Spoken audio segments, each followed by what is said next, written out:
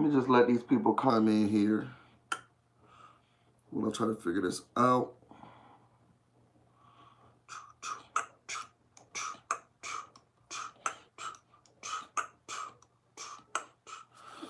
All right, this is good. Okay. Let me let y'all get in here. It's been a minute. Oh, I can bring it down some more. Can't see what's going on. Let me let y'all check in. Let me put this onto Twitter while we wait.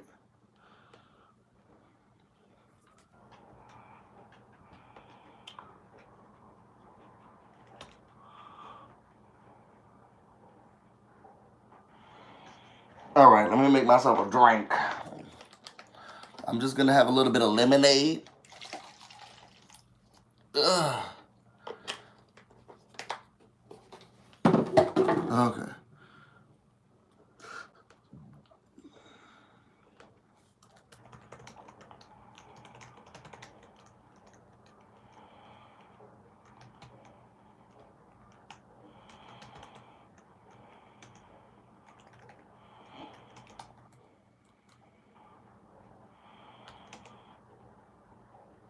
All right, let's get into this so I can start this, y'all.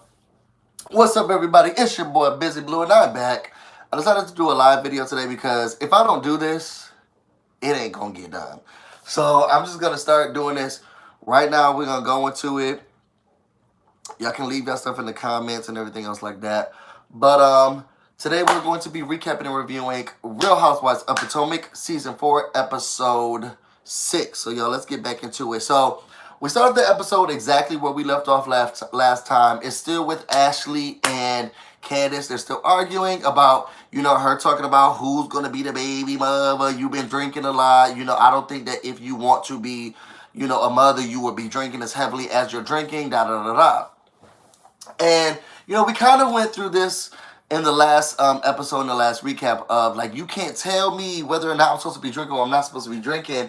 She doesn't really understand what it's like to be a mother and stuff like that. And I can't fault Candace for not knowing. Girl, you told me that you wasn't going to be drinking. And if I was going to be a mother, I would be drinking less.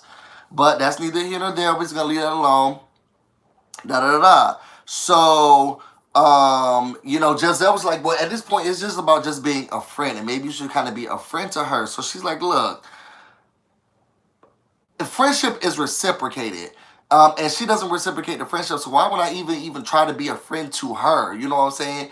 And I don't even like the way that the whole thing makes me upset because I feel like Candace had an argument had she stood on what she was actually talking about and not really messed up. And the he say, she say, oh my gosh, you shouldn't be, and I wouldn't have a baby, I wouldn't be drinking, stuff like that, She should have just stood on the fact of, you told me that you would not be drinking, and you're drinking. Like you thirsty, okay?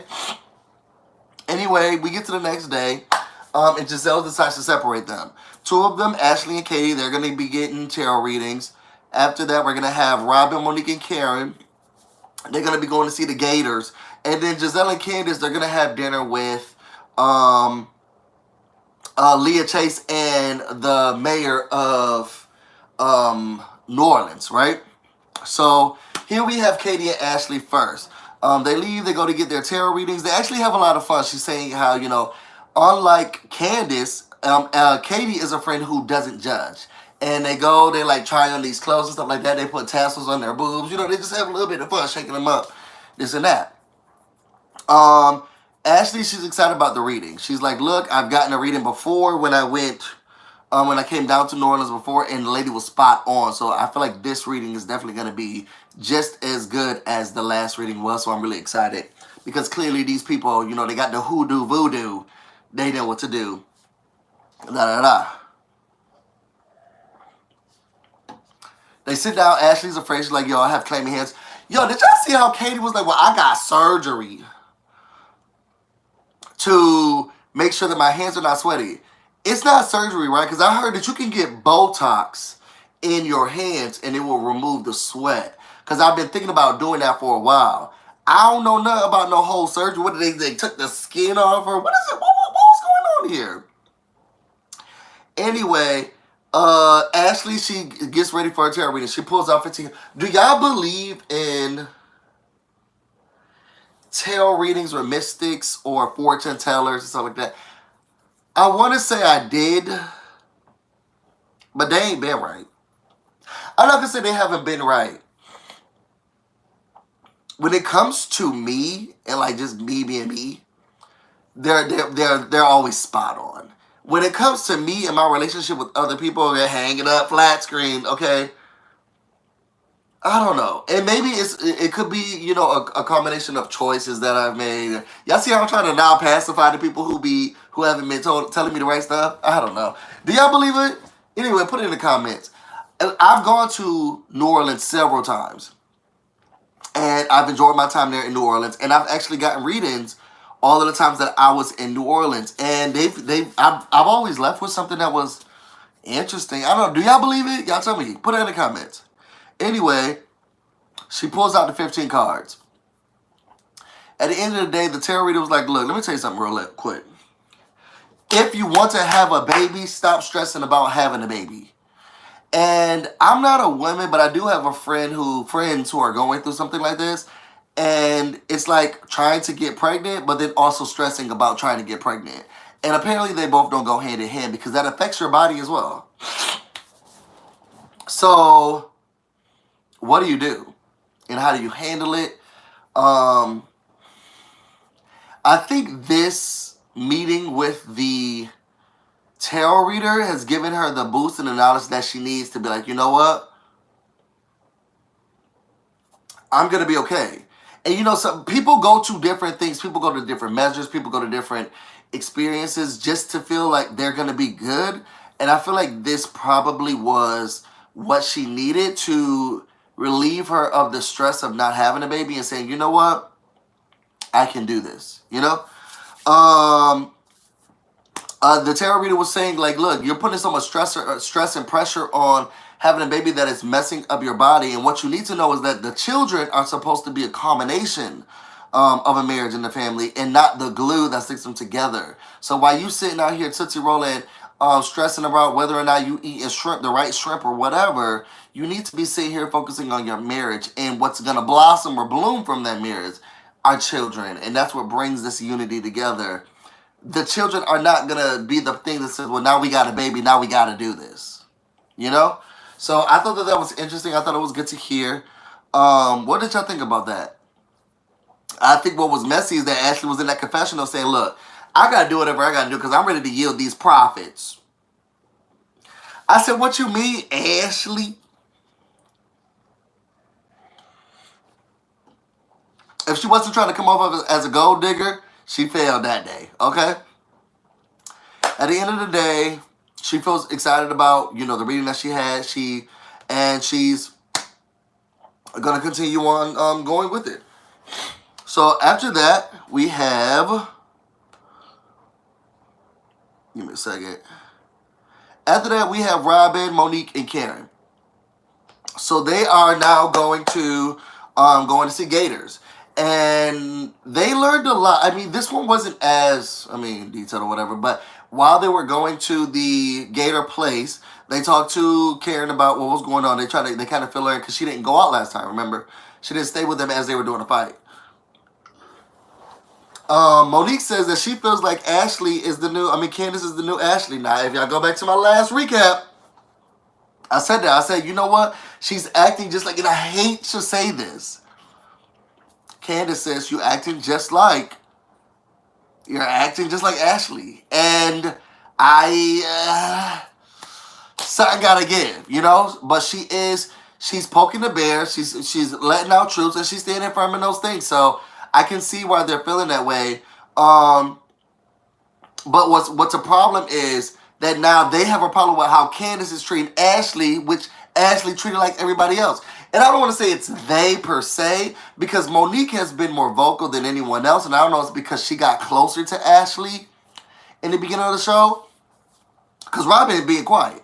Robin don't have nothing to say. Look, girl, you reap what you sow. So we'll see.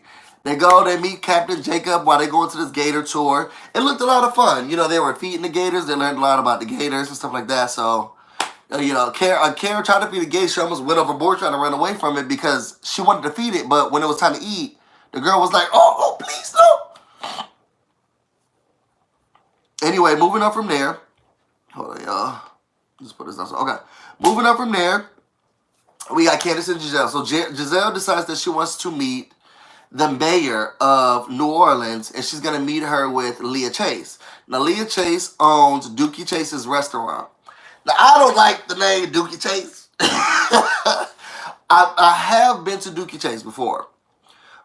Amazing food. Just this whole episode made me want to go back to NOLA several times and even bring Bay. So, we'll see.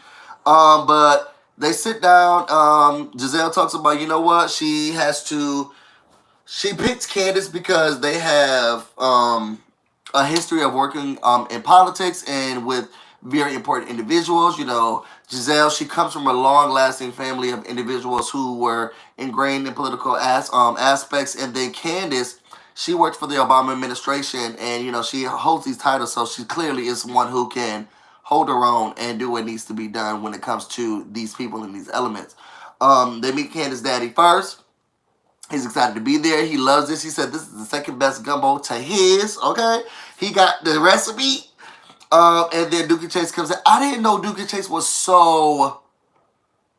Oh, first of all, R.I.P. I love the fact that this episode was actually in memory of Dookie Chase. So... R.I.P. to her. Y'all know what? The reason why I be sleeping so much is because I have to turn the fan off, okay? Because no air circulating, and then I always get stuffy. I'm so sorry, y'all. But if I turn the fan on, then y'all just be hearing the fan in the background. Anyway, Dookie Chase comes in. She tells Giselle and Candace, please sit down, because y'all trying to make me look bad, looking all good. Coming up in here looking good, okay? So please sit down. They meet, they talk, and it was just, it was, I don't know, I thought it was a really good, no, not anymore.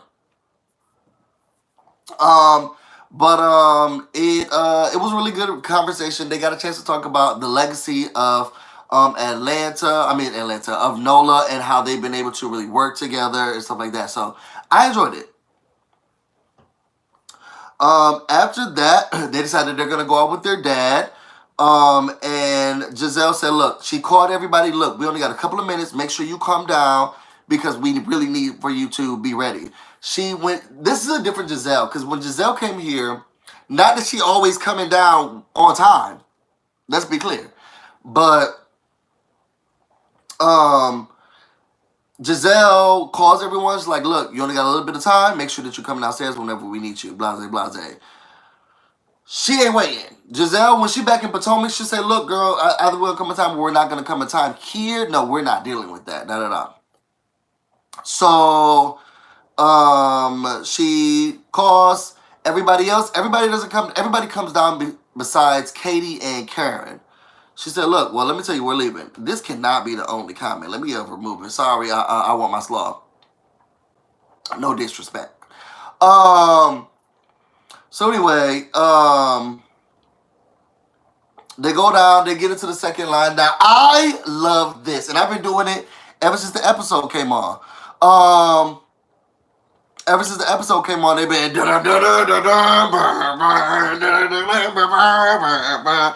I just love... It gave me DC feel of... Well, no, because Go-Go is definitely different. But all of the bands, the sounds, the trumpets, everybody just having a good time in the streets. I definitely loved it. So they're walking and they're heading into the birthday party for the dad. It was really nice. As they're driving to the second line, Ashley says, you know what, Monique? I just want to let you know, I apologize for how I treated you during the time that you had your miscarriage. You lost something, and I didn't realize it. And now that I have gone through something like that, I realized that I didn't take care, or I wasn't gentle enough when dealing with you while you were going through that, and I apologize. Monique accepts that, and she appreciates it a lot. So she's trying to figure out whether friendship or relationship is gonna go after this. I'm concerned. I'm excited about it. We'll see. I'm not sure. But they go. I love it. So they get in there. They get into the party. Giselle is happy to see all of her family. I feel like that's how I am too. I don't want to say I'm different when I'm around my family because I'm always the same. And everybody knows Busy Blue to be just as Busy Blue is. But I am excited to see them. There's just so much love that comes from them. And you can tell that Giselle was very excited. She was hugging from cousins to cousins. She was talking about which one of her uncles was her favorite uncles. And it was just a beautiful scene to see. And then she's introducing her friends to like all of her family. It was awesome. It was nice. I can't wait to get one of these days where I can go back and like visit and see my family and just introduce them to the people that I love and care about too now. After that, the father said he's talking about one. Yo, and Giselle retweeted this today from me too. But why Giselle daddy always sound like he about to give us a speech? He just stood up. Well, 45 years ago in 20. I said, okay, we get it, sir. He always sounds like he's about to preach. Somebody get this man the Bible in the club. Okay? Anyway, after that, then finally Katie and Carrie comes in. They still got the same band.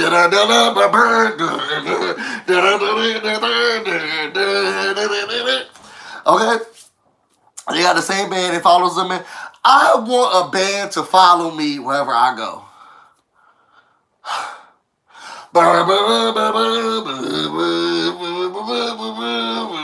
Everywhere I go, I want the band to follow me. And just give me my theme song. Okay? Anyway. They catch up now. Everybody decides they want to sit down, right? So what y'all do? Y'all went to Gatorland. How was that? Oh, it's cute, girl. Y'all went where y'all went. Let's get it's cute. Oh, that was cute. Candace decides, look, y'all, I'm out of breath. Doing that. Okay. Let me go now. Candace decides she wants to apologize to Ashley. Like, look, sis, I know that I had been a little aggressive. Oh, when Giselle and Candace were in the truck going to, go to the Dookie's place, Giselle told Candace, like, look, your hand was in Ashley's face. That's a little aggressive, sis. You need to remove that aggressiveness. So Candace said, well, I don't want to be like that. I'd apologize for being aggressive, right? So when she gets to this little Zeta, she was like, hey, I just want to let you know that I apologize for being aggressive. I don't want to come off as that. And I don't want to be like that. And you're going through a journey. And I want to be a part of this journey as much as possible. So I apologize. Here go Ashley. Oh, it's going to take some time. Okay. So this is where either y'all going to feel me or y'all not going to feel me. I don't know. Y'all put it in the comments. This is how I feel. We live and we learn. Yes, I get it. It's cute, R.I.P., okay? But also, you reap what you sow. And whatever you do is going to come back to you as well. Ashley done gone up and down Potomac, Maryland, D.C., and Virginia, getting and digging into and talking about everybody's relationship, marriage, or what have you. You know what I'm saying? Now, it's time for hers to be put on Front Street. Now it's, oh, I don't know. And I'm trying to go through, I'm going through something. I have a family. I'm just going to take some time.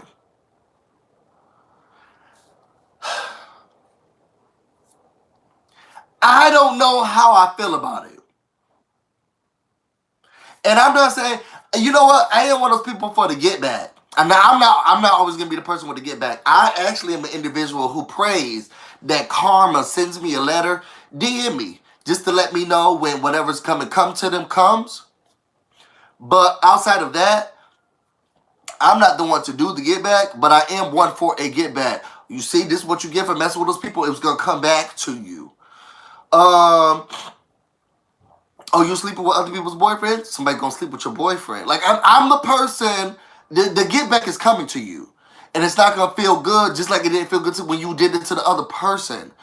And the way she dug into other people's relationships, dug into other people's marriages, miscarriages, drinking, and all of that stuff.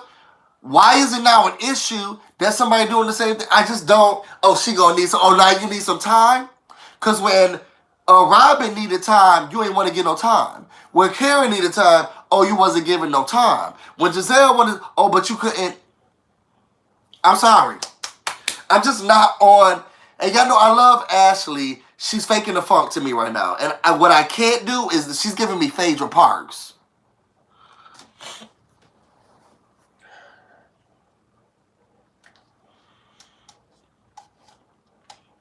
Y'all put in the comments how y'all feel about it. I can't with her. Sorry. Anyway, then we go to Monique. No, we go to the Ashley's whatchamacallit saying, what's going on, Ashley Martin? We going on what Ashley saying, well, I'm just gonna need time. Basically, Candace doesn't know how to conduct herself. She's still a child. And before I let her back into my life, I need to know First of all, did Giselle only invite Candace to see the mayor and the owner of the restaurant because clearly she does know how to conduct herself? She didn't invite you, messy, non-pregnant boots. Anyway, let's keep going. You got Candace and Karen talking, and because Karen's like, yo, what happened? What went on? And then she's like, look, basically, I feel like she's giving me the shorter end of the stick and trying to act like she's changed. Like, look, a lot of stuff that's going on with her and other people, and we've only had this one argument. Now it's I need time. That's unfair. And I don't like how she's trying to make it seem like, oh, she's still hurt and she needs all of this stuff, and I don't think she's like that. So after that, Giselle's trying to show everybody this boy named Steven. They used to date, apparently. But something happened, and Giselle was like, oh, hit the road, Jack. Karen comes over, and she's like, hey, I just want to let you know that clearly there's a pattern going on with Giselle. She can't keep a man. Okay? And we want her to break that cycle. So what we're going to do is we're going to turn around, and you're going to ask her to go out to drinks with you. I don't know the sincerity of what Karen was doing because in her confessional, which I love, Karen is beat down for the gods. Do you know what I'm saying? This wig, down. Makeup, down. Beat down. I don't know who fixed her up. Everything down. She looks amazing. What does she can't keep a man mean? So what Giselle likes to do is, how many men she had on this show so far? And this is what in Giselle's defense, Giselle is working on how she pushes people away. Giselle sees one thing in you, and she cuts you off real quick. And that's just the pattern she has. And that's what in her defense, she's trying to work on that this season. Her therapist already let her know, and she's well aware of it. But Giselle, she said, oh, he's eating strawberries? Oh, I don't like a man who eats strawberries. Or we're breaking up. So she's gone from man to man to man to man. This is the one man, though, that she has given a chance, but it did start off with the same cycle. And she's trying to keep it together. They take the therapy sessions. They show you some parts of it. It depends on what part of the therapy. Not the whole thing we don't see. The open aspect of what you're probably working on, yeah. So after that, they start talking again, and Giselle, Karen starts to tell Giselle, Karen starts to tell the table, hey, Candace doesn't really feel like Ashley's really that sincere. Sit down. In. Thank you. That she's like sincere. And she tries to tell her that, like, I don't feel like she's sincere in, like, her approach or what she's doing, So, then Ashley comes back to the table, and she's like, wait, what are you saying?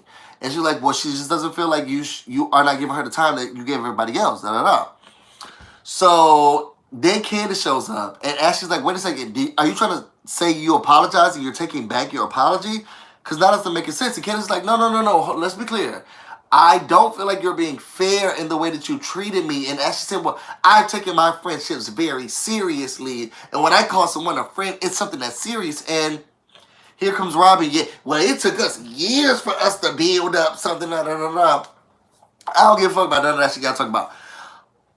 At the end of the day, I didn't apologize for what I said to you. I still do believe that you're a drunk and you don't really want to have a baby. I was apologizing for my aggressive behavior and putting my hand in your face. So then the argument starts to ensue, and Giselle was like, look, this is my daddy's birthday. Conversation done. We're not doing any of that. Let's go back to the birthday. They go get the cake. The daddy says something. They go get the cake. Candace comes out. She's singing. Ashley comes in. Doing all of this. I don't feel like Ashley's changed.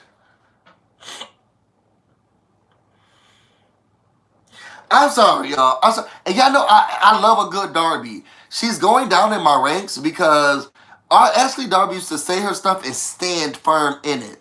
Now she's trying to do this whole, oh, I'm so much better. I'm going through something. I've lost a child. I'm not feeling it. Anyway.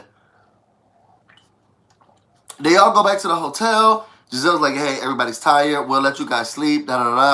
But she come back 3 hours later. Where you go, Giselle? Anyway, they go to the day 4, which is the last day. They go downstairs. They said they're going to do a steamboat ride, and they're going to go to Cafe Du Monde.